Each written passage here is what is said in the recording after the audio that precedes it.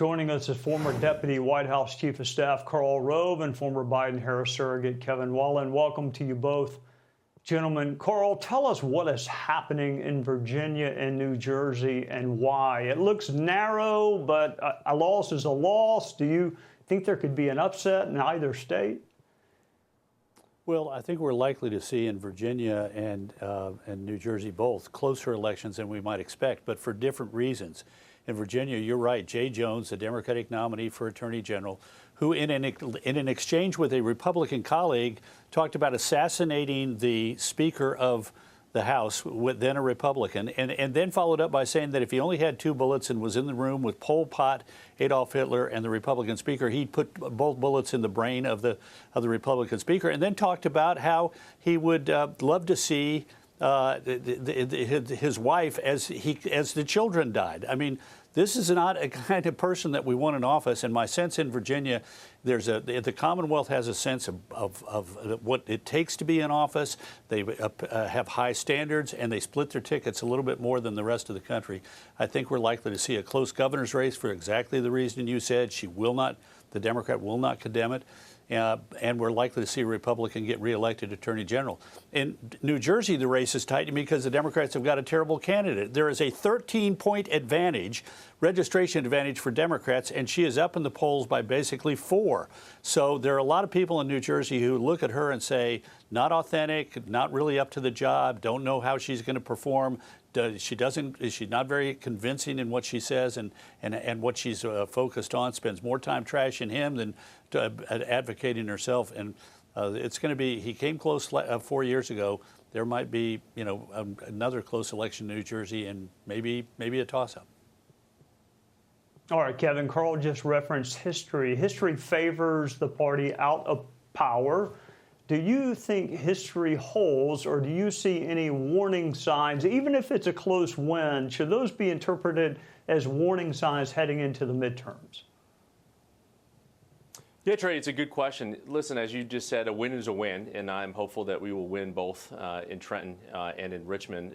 And we've seen some early indications that enthusiasm is off the charts when it comes to early votes in both the Commonwealth and the state of New Jersey. So those are some indications that are good for Democrats, to Karl's point, that have that registration advantage in New Jersey. But 15% of that electorate is independent. So it'll be a question as to whether they break for Jack Ciattarelli going for his 3rd attempt at the governor's office, or for Mikey Sherrill coming from Congress. But again, I'm hopeful that both indications are that both women have had a significant, a lead, whether it be 5 to 10 points in both of those races. But it's anyone's guess in this closing week how both will finish. All right, Karl, you know more about politics than I do, certainly. No endorsement, at least in my lifetime, has carried the weight of President Trump's. Thus far, he has not weighed in the Senate primary in Texas. Where do you think that primary stands in your home state? And do you foresee the president getting involved, or kind of just watching and letting it play out?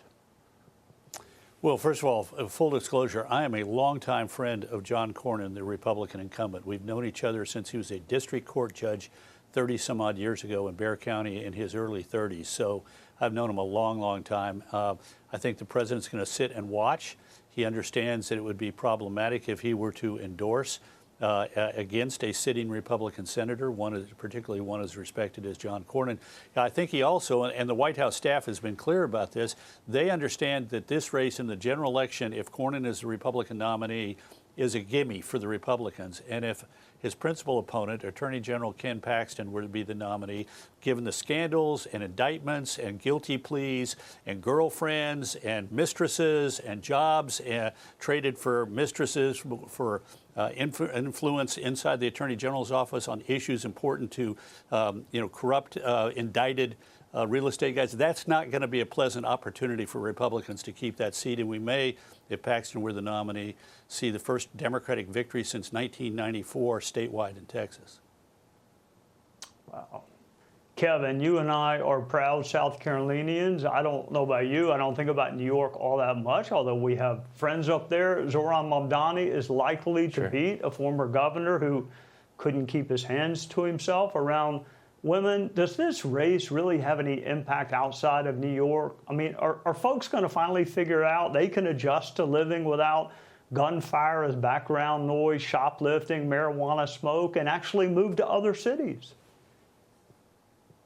Well, Trey, listen, speaking of South Carolina, I wish they would import one of our tools in our electoral tool chest and have a runoff election so that you have someone that has to get a majority vote, because I don't think Mondami is going to reach a majority. And to run the largest city in the country and the financial hub of the world, you should have to be over 50% based on what we've seen in those polling with, the Republican and Cuomo splitting the vote. I don't think it has necessarily legs outside of the city of New York when it comes to national politics, despite Republicans' attempts to make it so and to make those ramifications in Democrats' races up and down the ballot tray.